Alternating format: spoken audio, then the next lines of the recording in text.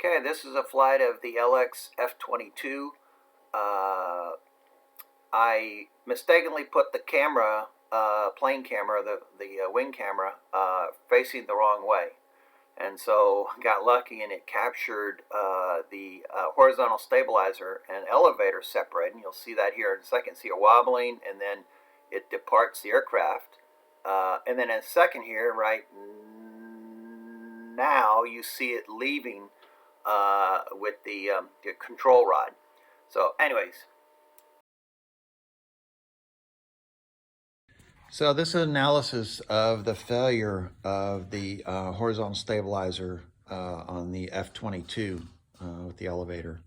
So as you saw in the video, basically this stabilizer started wobbling and then actually departed the aircraft, right? So why did that happen?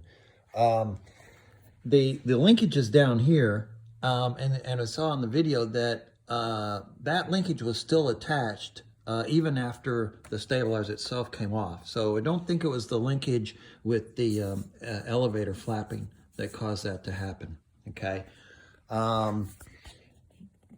The other alternative is that here at the glue seam, right, and this is after it's been repaired, that there wasn't enough glue in there, and it basically started wobbling back and forth and came apart at the seam there. Okay, so with epoxy, basically when you glue the two pieces together, each piece has paint on the surfaces that are going to be glued together, and that paint does not hold on to the styrofoam as well as epoxy holds on to whatever surfaces it has.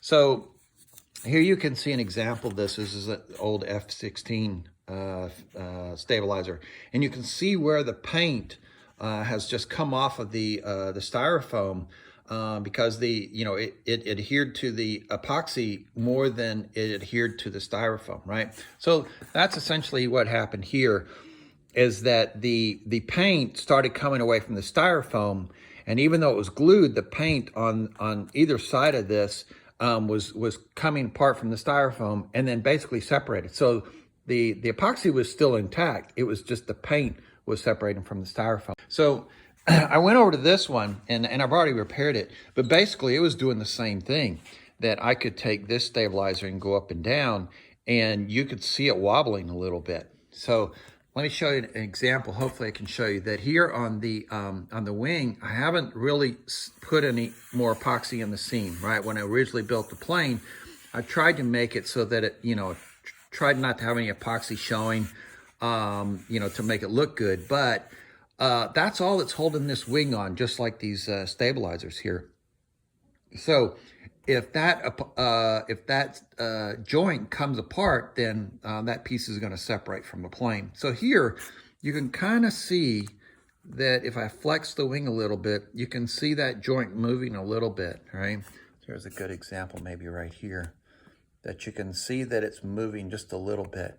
So what I'm going to do is I'm going to go back, just like I did on these stabilizers.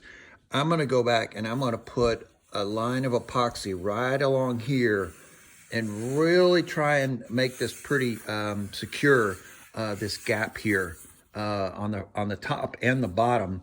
I have seen a video where another F22 like this, the wing actually separated from the plane in flight, and obviously that wasn't really good for the plane. So anyways, I want to prevent that, but that's something you might consider, is that really need to make sure that you put quite a bit of epoxy on those joints that are supposed to be glued together, and otherwise over time, and I think this plane right here, I've had probably about 15 flights on it, that eventually, the stress on the plane as it's flying will wobble these back and forth, and if that epoxy is not really good, that part will come off, just like you saw earlier. So one more note. Here is a twin F22 that I'm building, right? So to illustrate the point, you can see that along the fuselage here, this is where the wing would go in, right? Same as for the stabilizers. But you can see that on the point where they join together, there's paint all up and down here on both sides of the foam. So one thing I'm going to do is to use some masking tape and basically peel off of that paint where they're going to be joined together. So when I put the epoxy on this, it will be styrofoam to styrofoam, right? There won't be any paint there. And then that way I shouldn't have the issue with the paint separating from the styrofoam and the part separating from the aircraft. So something else to try.